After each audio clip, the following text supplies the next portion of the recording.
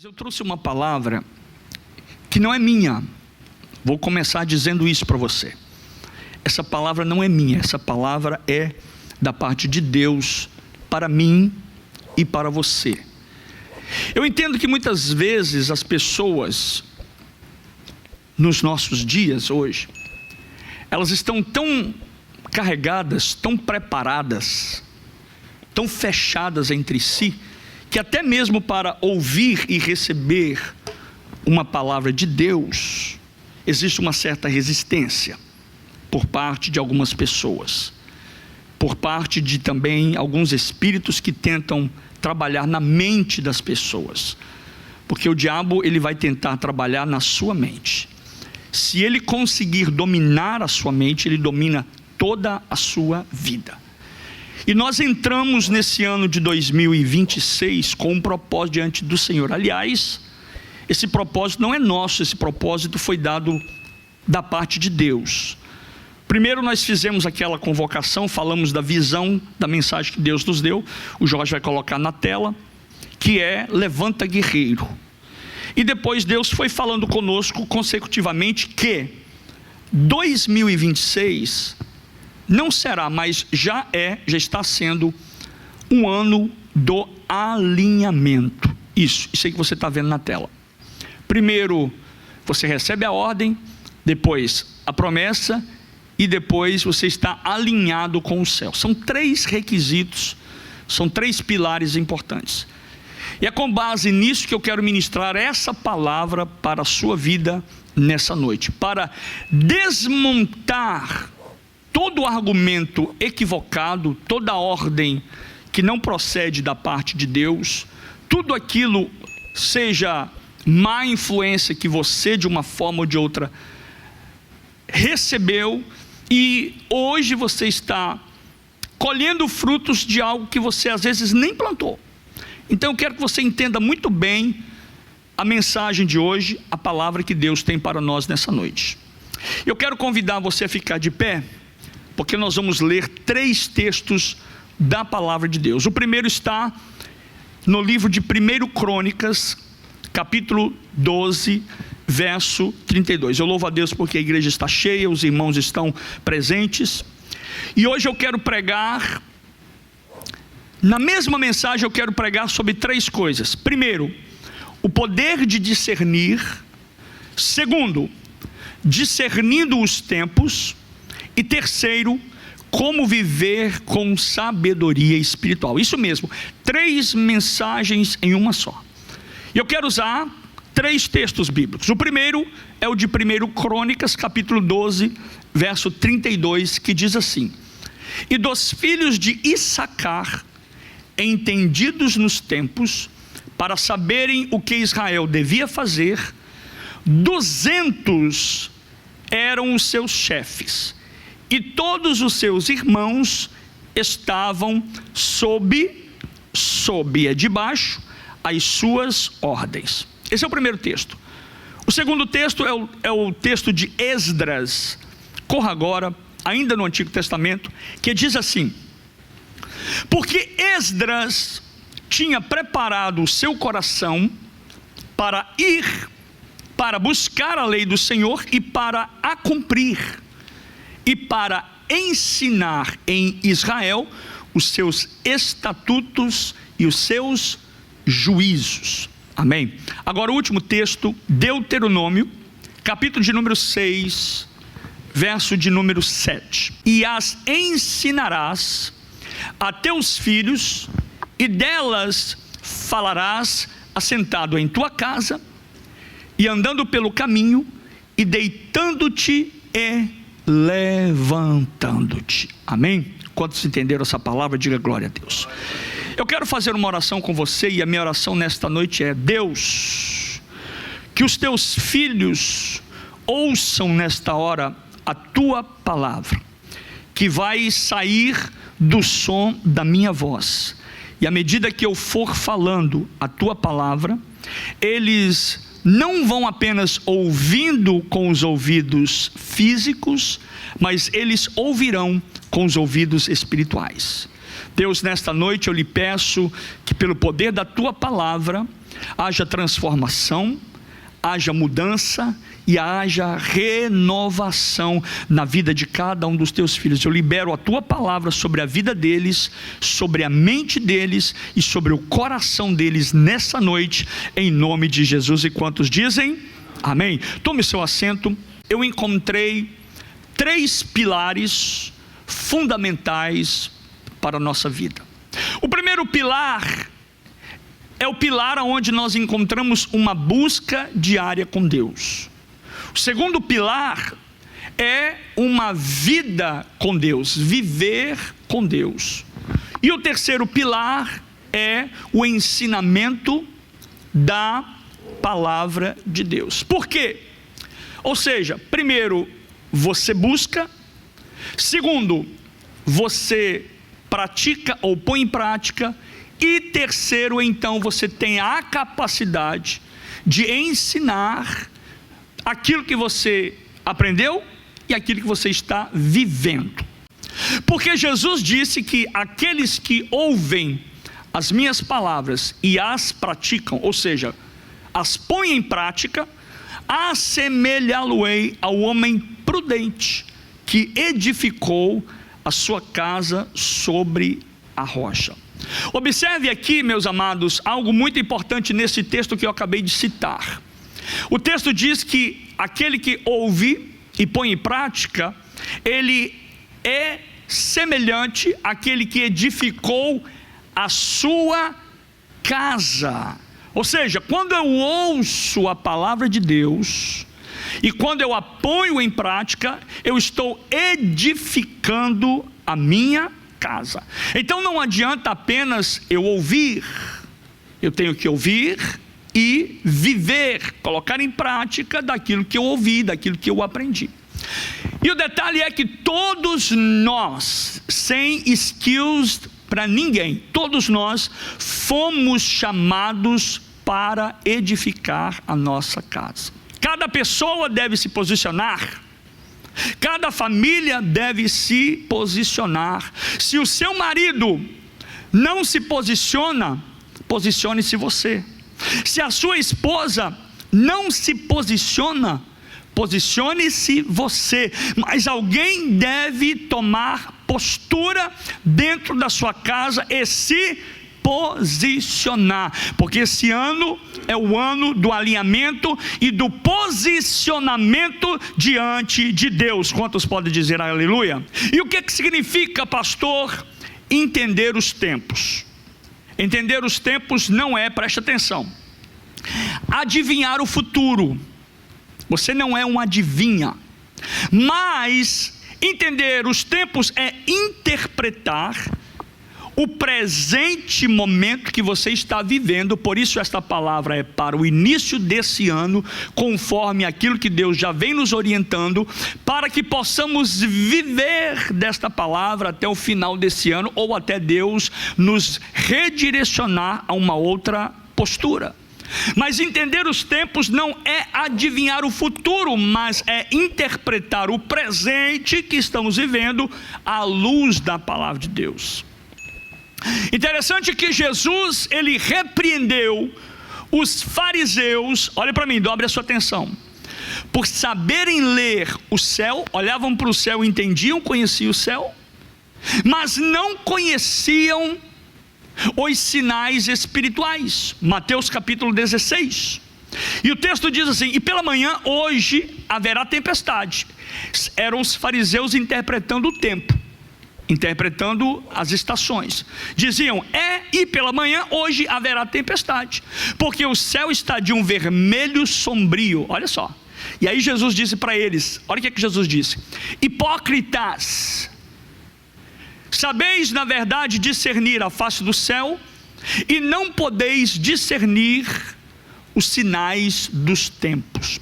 Jesus está dizendo que não basta observar fenômenos externos, isso os fariseus faziam, mas Jesus está dizendo que é preciso interpretar o que Deus está te guiando e o que é que você está enfrentando espiritualmente, o que está passando no mundo. Por isso que muitas pessoas se confundem e ficam com medo e com isso tem crise do pânico, tem tanta coisa que é o mal desse século, porque conseguem interpretar os jornais, ouvem, se alimentam com as bolotas da mídia e não interpretam o que a Bíblia diz.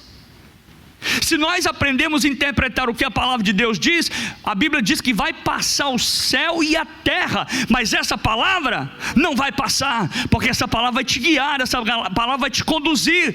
O salmista diz que ela é lâmpada para os meus pés e a tua palavra é luz para o meu caminho.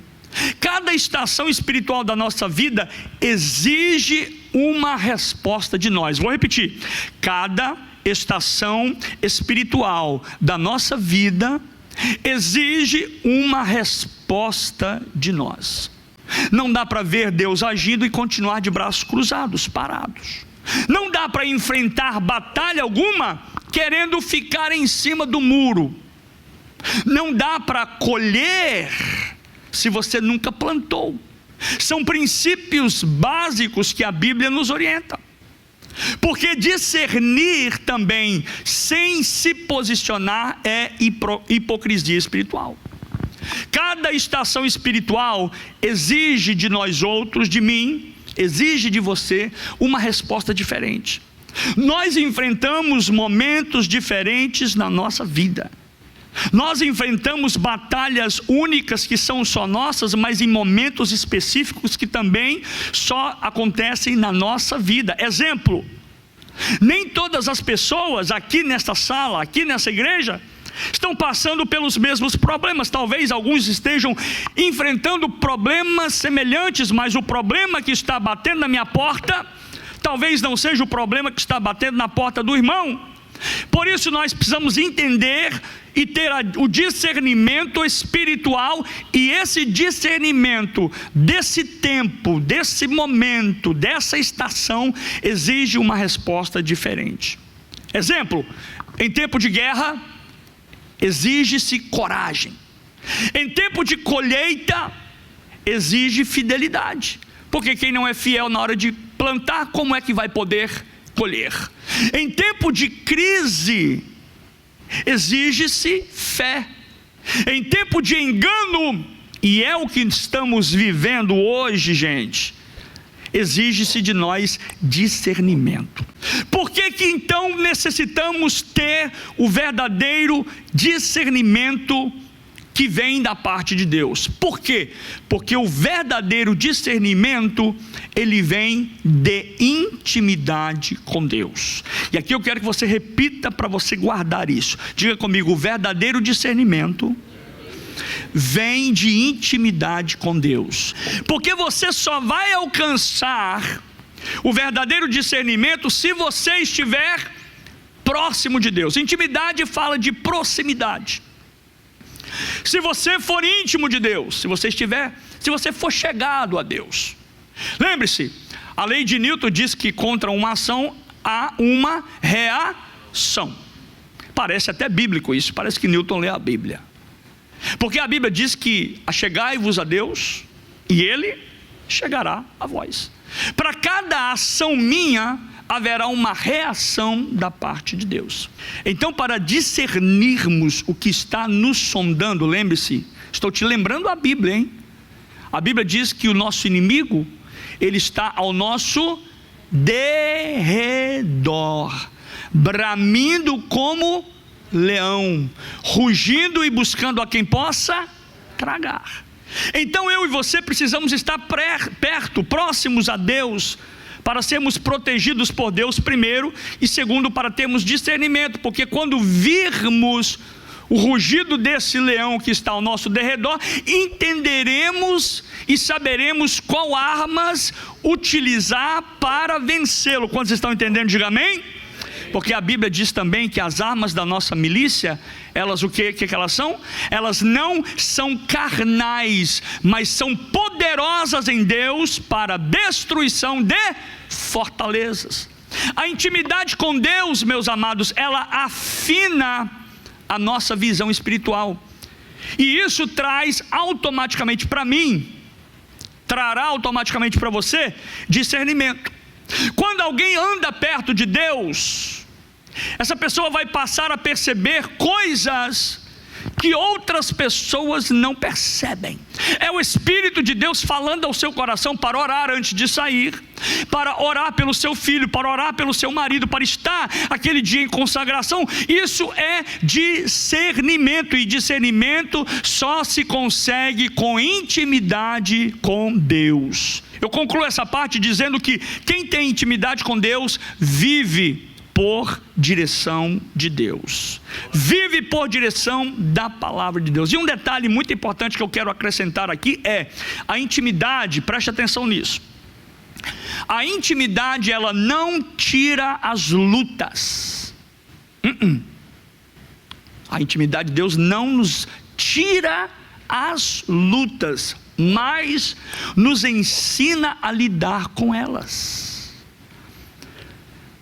É importante você saber que nós não podemos impedir que lutas venham. Jesus disse isso: basta a cada dia o seu próprio mal.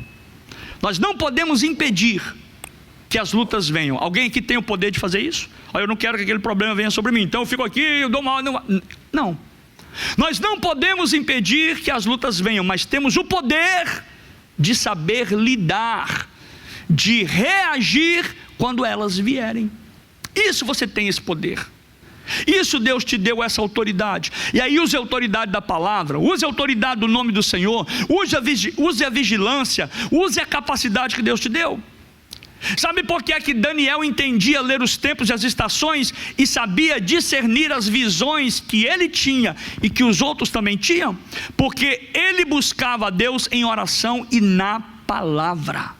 Deus dá um sinal, mas o homem ignora o sinal de Deus. Deus muda o cenário, mas o coração continua o mesmo. Deus dá um alerta, mas as atitudes ainda são as mesmas. Números capítulo 14, versos 1 ao 4 diz que agora o povo está às portas da terra prometida, ou seja, eles estão vivendo em um novo tempo, não estão mais no Egito, já atravessaram os perigos do deserto, mas eles continuam reagindo com medo, incredulidade e reclamação, como era antes. Resultado, perdem a estação. Isso que é perigoso. Isso que é perigoso. Nós não podemos perder a estação, o momento que nós estamos vivendo. Então eles perdem a estação que Deus havia proporcionado para eles, e o resultado você já sabe: ficam 40 anos rodando no deserto.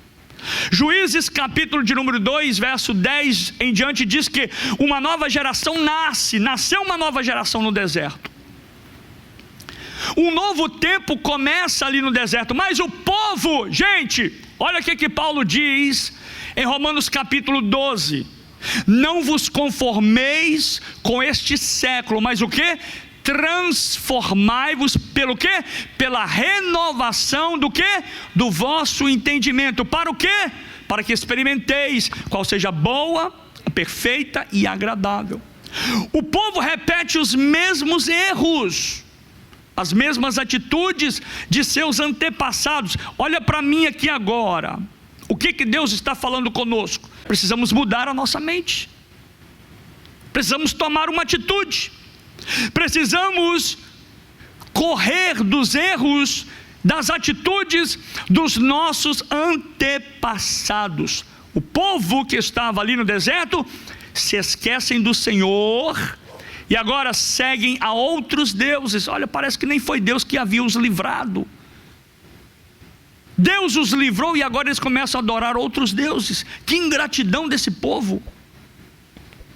Muda a geração, mas o coração continua o mesmo. Deus aponta o caminho, mas o coração deles resiste à voz de Deus. Erros e erros que se repetem. Esses textos nos mostram exatamente isso, que Deus muda a estação, Mas o homem muitas vezes não muda a postura, não muda o seu comportamento. Deus muda até o cenário, mas o coração continua o mesmo. Oxalá que nessa noite você comece a entender a voz de Deus e comece a dizer para você mesmo: a partir de hoje eu vou ser uma outra pessoa. Eu não vou aceitar viver os erros do passado, eu não vou aceitar viver os erros dos meus pais, eu não vou aceitar viver os erros que eu cometi, e erros que eu cometi eu quero começar acertando. Eu não quero errar, eu não posso errar, nós não podemos errar. Você quer um segredo para as coisas começarem a mudar na sua vida, sim ou não? Vocês querem um segredo para as coisas começarem a mudar dentro da sua casa, sim ou não? Tenha discernimento. Mude o seu comportamento. Mude a sua atitude. Se você tem discernimento e proximidade a Deus, intimidade com Deus, você vai começar a receber revelação de Deus para saber aonde você errou, aonde você está errando, e por que você está sofrendo essa consequência, e o que você, não é Deus, ei, olha para mim aqui, não é Deus, é você que tem o poder de mudar essa circunstância na sua vida, quando você muda a sua atitude. Eu vou dar aqui um conselho para os solteiros, ouçam-me o que eu vou dizer. Atitudes que o solteiro não pode trazer para dentro do seu casamento. E agora, deixa eu abrir um leque e um parênteses para dizer para você que é casado, que você vai se identificar alguma coisa que você pode ter cometido lá atrás, que está gerando um problema hoje na sua vida. Então eu quero sanar o problema antes que ele surja na vida dos novos, para que os velhos entendam com os erros que cometeram e não cometam mais. Estão entendendo? Diga amém. Atitude que o solteiro não pode trazer para dentro do casamento. Primeiro, fazer tudo sem dar satisfação. Você não é mais solteiro, você está indo casar, você está dentro de um relacionamento. Você agora é um homem casado, você é uma mulher casada. Fazer tudo sem dar satisfação. Tomar decisões importantes sozinho. Gastar dinheiro sem compartilhar com o seu companheiro ou a sua companheira. Atitudes que você não pode cometer, trazer para dentro do seu casamento. Chegar em casa a hora que você quiser. Sumir sem avisar. Priorizar os amigos. Fugir de conversa séria. Deixar tudo para depois. Depois a gente conversa. Viver sem planejamento. Não dividir responsabilidades. Há um casal dentro de casa. E os dois agora não são dois. São uma só carne. Se o seu problema é esse problema não é só meu, esse problema é nosso. Resolva juntos, discutam juntos, dividam juntos as responsabilidades. Não pedir perdão, não deve haver dentro de um matrimônio, um casamento, a falta de perdão. Você tem que saber pedir perdão. Às vezes tem alguma coisa dentro do seu coração aí, de anos. E olha, escute, novos, vou falar para os novos, os velhos eu acho que não precisam ouvir isso, né? Quando você não resolve um problema e deixa ele passar, e vai ficando ali, isso se torna uma raiz de amargura dentro do seu coração. E para arrancar, meu filho, precisa de algo bem forte para arrancar. Por isso que muitos relacionamentos murcham, cessam. Não pedir perdão. Viver como se fosse eu e não nós. Você não pode trazer isso para dentro do seu casamento. Ter uma vida secreta que você não olha. Meu celular não. A minha senha você não sabe. Ficar até altas horas da noite em jogos e sites de redes sociais. Em suma, resumindo, Casamento não é prisão, mas também não é uma vida solo. Você não está sozinho, é você e ela e ela e ele. Quantos estão entendendo? Diga amém. Quem entra casado com mentalidade de solteiro, acaba vivendo sozinho dentro do casamento. Agora essa palavra, meus amados, que eu vou falar aqui, é para nós que somos pais. Então nós precisamos, aqui nessa noite, tomar uma postura de coragem, assumir os nossos erros e dizer: eu quero ser diferente.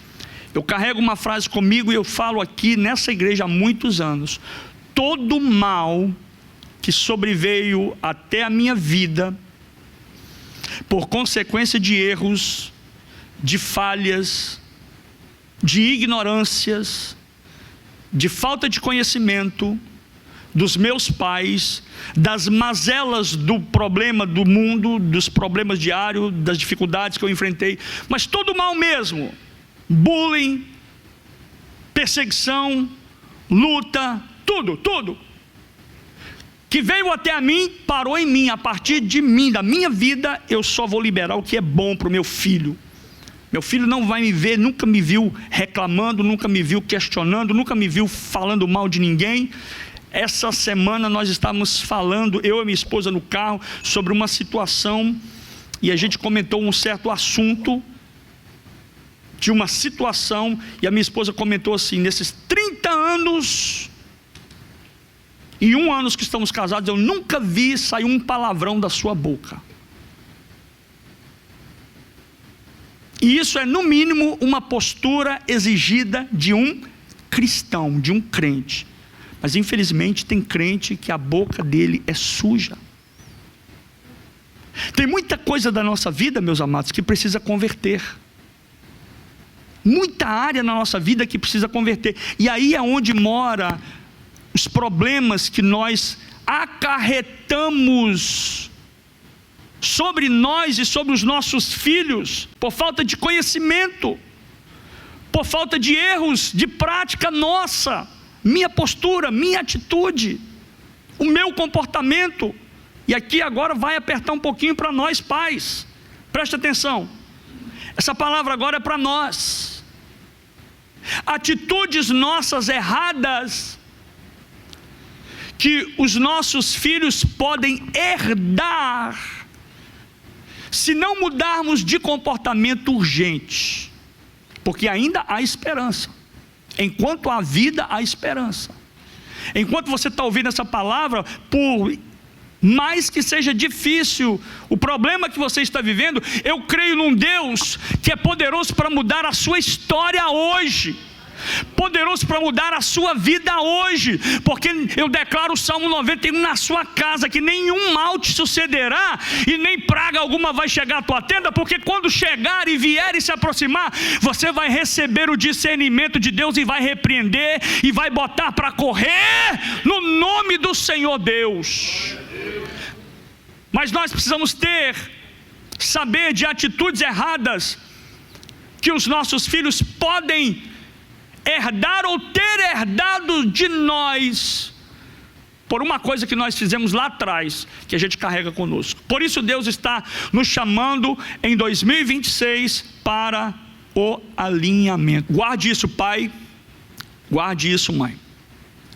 Os filhos aprendem muito mais por aquilo que eles veem, do que por aquilo que eles ouvem. Vou repetir: os nossos filhos, você que vai casar, guarda isso.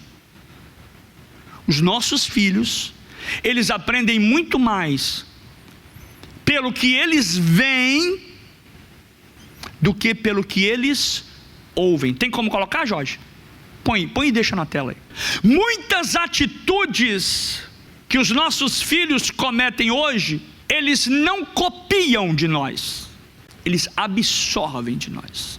A maldição hereditária que eu vejo é um comportamento errado meu, que eu adquiri do meu pai, que o meu pai adquiriu do pai dele, que o pai dele adquiriu do pai dele e veio passando por toda a geração e não parou por aí, porque alguém lá atrás não copiou, mas ele absorveu aquilo que ele viu.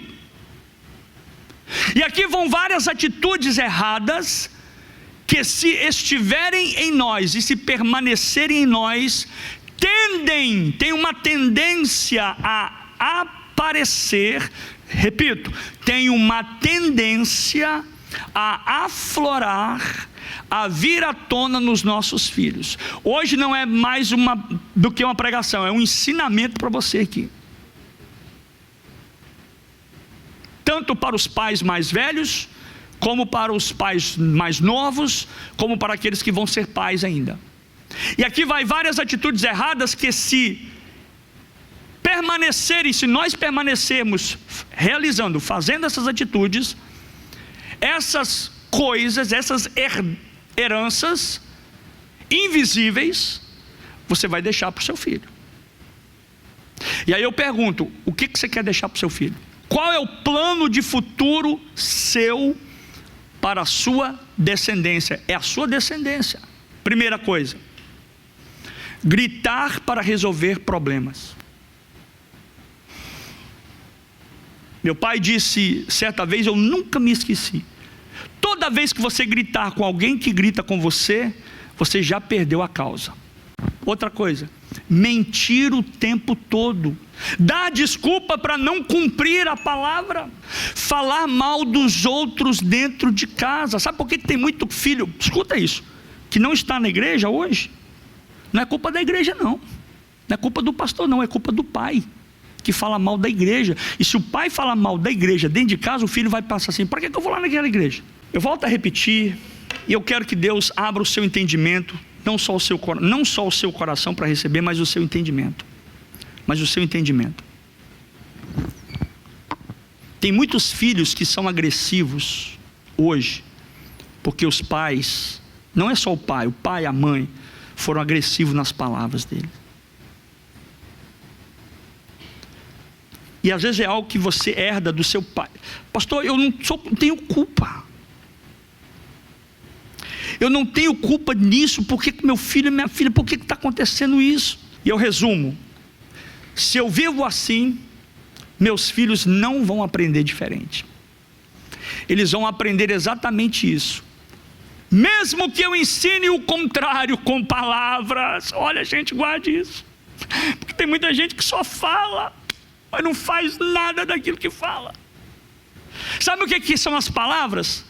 As palavras convencem. Um político, se subir aqui, colocar aqui o Obama, para mim foi o maior orador dessa nação, um camarada que eu admiro na oratória dele. Se Obama vier aqui, até o que está lá no Brasil hoje, se subir aqui, ele convence a gente, porque palavras convencem. Mas sabe o que arrasta?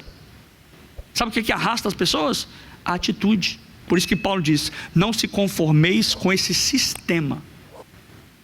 É responsabilidade minha. Começa em casa. Eu concluo dizendo: a solução, gente, não é mudar de lugar, mas a solução é mudar de postura, é mudar de atitude. Vejam o quão importante é a mudança de atitude. É alinhar o seu coração com as coisas de Deus. Daniel entendeu isso. Tanto entendeu que ele orou, ele jejuou e se humilhou. Então, o meu conselho para a gente encerrar hoje, eu queria louvar com um louvor rapidinho. Pode subir aqui. Então, meu conselho nessa noite é: gente, vamos mudar. 2026 só está começando.